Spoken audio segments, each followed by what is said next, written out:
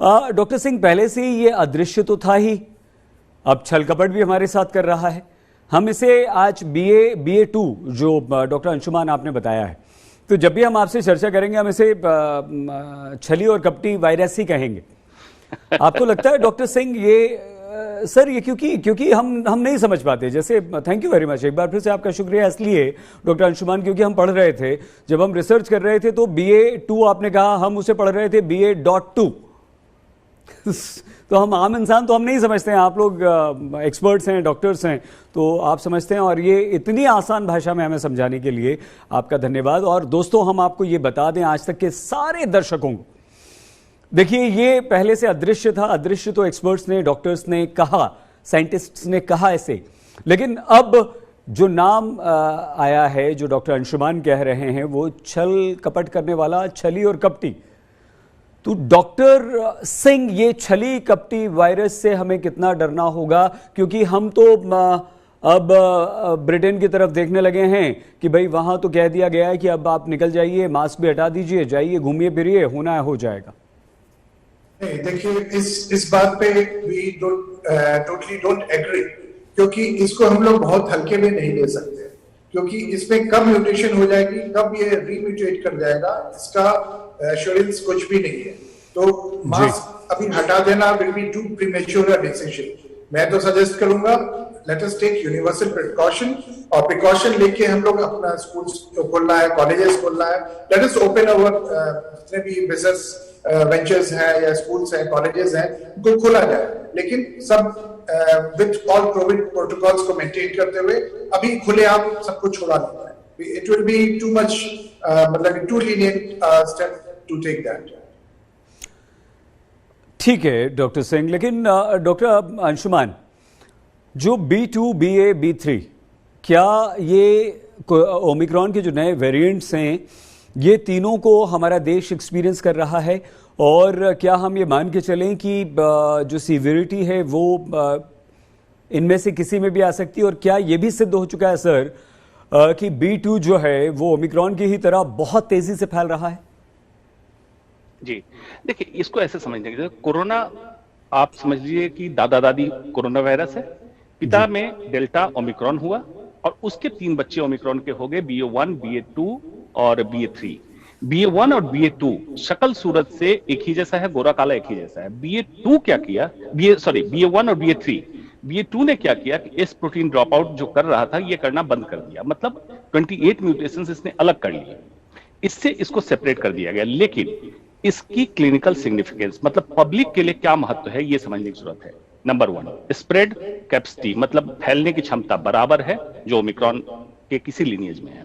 मारक क्षमता नहीं है, अभी तक कहीं नहीं देखा गया, यूके में, अफ्रीका में। अपने यहाँ भी एक जीनोमिक सीक्वेंसिंग बढ़ा दें तो पता चलेगा BA2 के काफी केसेज हैं ऑलरेडी स्टेल्थी स्ट्रेन के। तीसरी बात, इम्यून सिस्टम को चकमा देना, उतना ही ये जानता है, BA1 जितना जानता है उतना ही BA2 जानता है, मतलब ओमिक्रॉन का पूरा कैरेक्टर मेंटेन है। वैक्सीन में जितना प्रोटेक्शन BA1 में मिलता है उतना ही BA2 में मिल रहा है। तो इम्यून सिस्टम को चकमा देना और वैक्सीन को ना कारगर करना जितना करता उतना है, लेकिन वैक्सीन अभी भी इफेक्टिव है। RT-PCR में जो डिफरेंस आया, सिर्फ RT-PCR मतलब डिटेक्शन के केस में 30% केसेज में BA2 RT-PCR नेगेटिव दिखाता है। तो ऐसे व्यक्ति जिनके लक्षण हो और RT-PCR नेगेटिव आए तो ये सुपर स्प्रेडर हो सकते हैं, यही एक क्लिनिकल सिग्निफिकेंस है BA2 का। अदरवाइज इसमें पब्लिक को उलझने की कोई जरूरत नहीं है। मीडिया जब हाइप दिखा रही है, क्योंकि ये हाइप में आया है, उसमें पिंच ऑफ सॉल्ट के साथ लेना चाहिए। फार्मा कंपनी का नेक्सस भी हो सकता है, जब केसेस डाउन होने लगते हैं तो कंपनी इस तरह का कुछ कर सकती है। इसलिए एकेडमिशियन रिसर्च को लेके जब मीडिया बताती उसी बात पे ट्रस्ट करें, व्हाट्सएप यूनिवर्सिटी पे ट्रस्ट ना करें।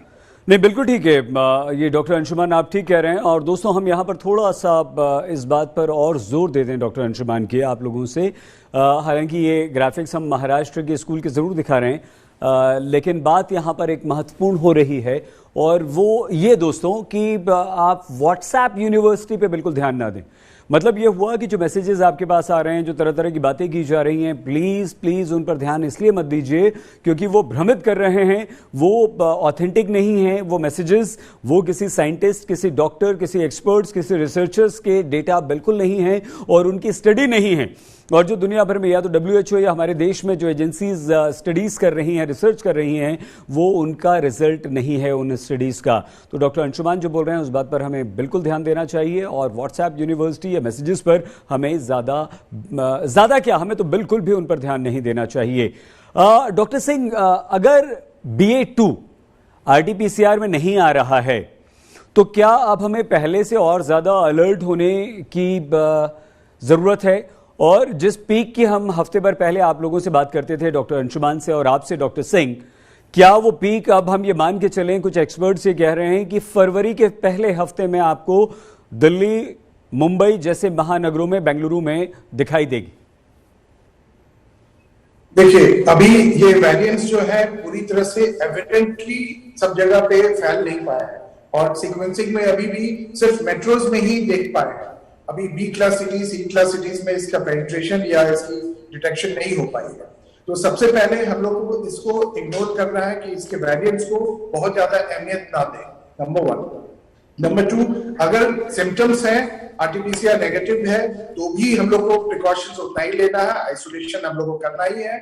और अगर हम लोग को इंटरवेंशन की प्लान कर रहे हैं, जैसे फॉर एग्जांपल हम लोग कैंसर सर्जरी का प्लान कर रहे हैं, तो अगर कोई सिम्टम्स है तो हम लोग अभी इसको डिले करें। अगर कोई सिम्टम्स है तो, अगर सिम्टम्स नहीं है, RT-PCR नेगेटिव है, तो we can go ahead with our जो भी कीमोथेरेपी है या सर्जरी है हमारे कैंसर की विधि में, जो भी ट्रीटमेंट होता है उसको वी कैन कैरी। तो ये मैसेज मैं देना चाहूंगा।